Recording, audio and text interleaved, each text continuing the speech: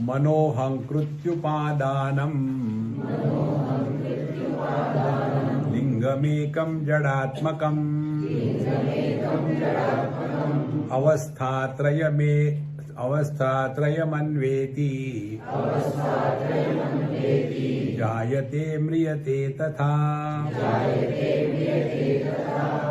अब मना और अहंकृति माने अहंकार, ये दोनों को मिलकर के जो बनता है उसको लिंग देह कहते हैं, उसको सूक्ष्म देह कहते हैं, उसको सब्टल बॉडी कहते हैं। तो मना अहंकृति इन दोनों को मिला करके अब लिंग देह तैयार हो गया। और ये कैसा है? जड़ात्मकम, ये अपने आप जड़ है।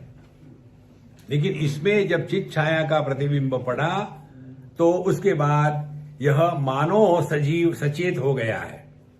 और ये जो सचेत जीव है यही अवस्थात्रयमन्वेति, यही तीन अवस्थाओं में अनुभव करता है। अब यहां सूक्ष्म बात ध्यान से सुनना।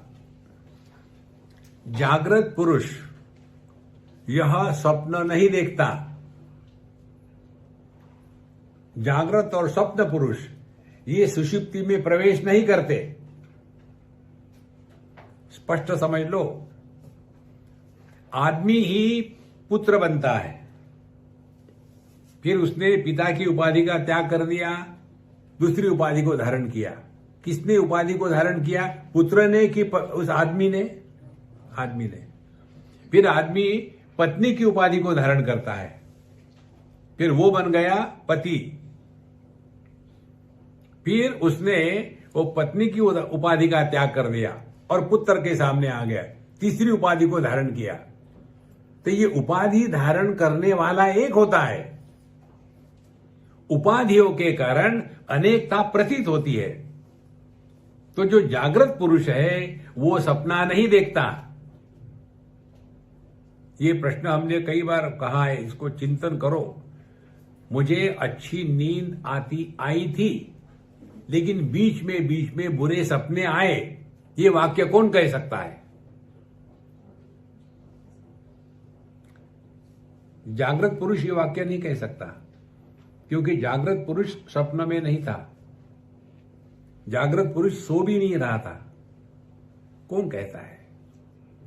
ये वही कहता है जो जागृत में है लेकिन जागृत पुरुष नहीं है, जो सपने में था लेकिन स्वप्न पुरुष नहीं बना था, जो सुषुप्ति में था लेकिन सो नहीं रहा था। देखो, मेरे पिताजी चले गए तो मैं बहुत रोया। कौन कहता है?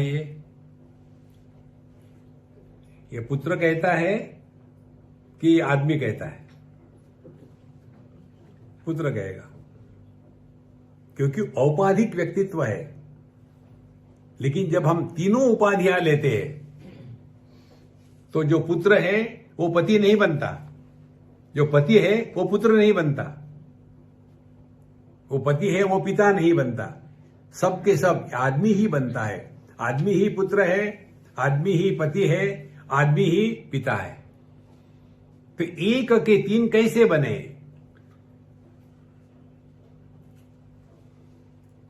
देखो, विवेक चूड़ामणि में एक श्लोक आता है, उसमें कहते जंतु नाम नर जन्म दुर्लभमता पुस्तम ततो विप्रता। अनेक अनेक जीवों में मनुष्य का जन्म अत्यंत सूक्ष्म है। देखो महाराज, ये दुनिया महाराज ऐसी थी, ऐसी ही रहेगी, इसमें ज्यादा परेशान मत होना।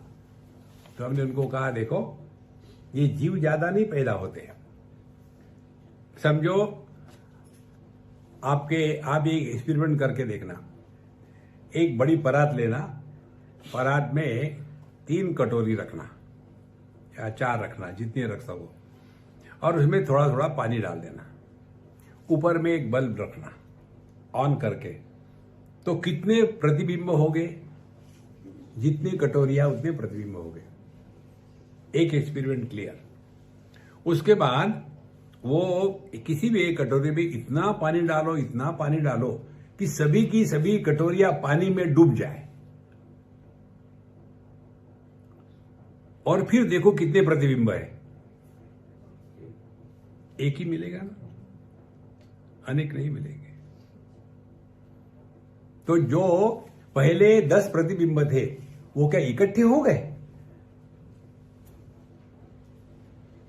उपाधि के कारण अनेकता प्रतीत होती है, उपाधि के कारण अनेकता होती नहीं। एकमेवा द्वितीय।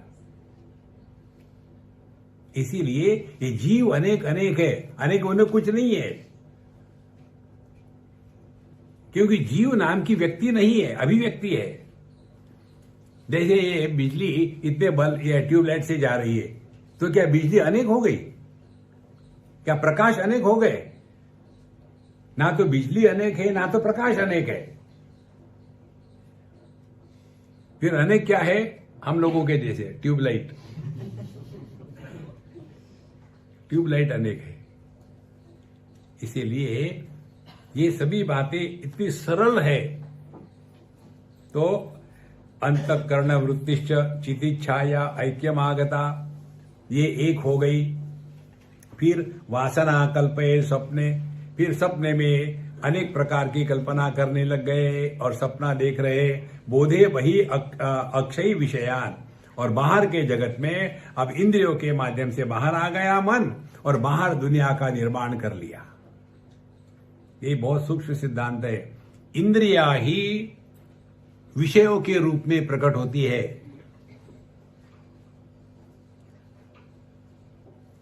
ये बात जिस दिन गले उतरेगी ना, तब समझ लेना सूक्ष्मता हमारे चिंतन में आ गई है। दृष्टि कारण है, दृष्टि निराकार है, दृष्टि बिना किसी रंग की है। यही कारणात्मिका दृष्टि जब स्थूलता को प्राप्त हो जाती है तो उसमें अनेक रंग और अनेक रूप प्रकट हो जाते हैं। दृष्टि के सिवा रूप रंग की सत्ता नहीं है। जैसे सुवर्ण के सिवा आभूषणों की सत्ता नहीं है। तो एक ही परमात्मा, अहंकार, दृष्टि अंतःकरण में प्रकट हो गया सपना, बाहर प्रकट हो गया सृष्टि। इस तत्व को ग्रहण करना, इसके लिए यह दृग्दृश्य विवेक है।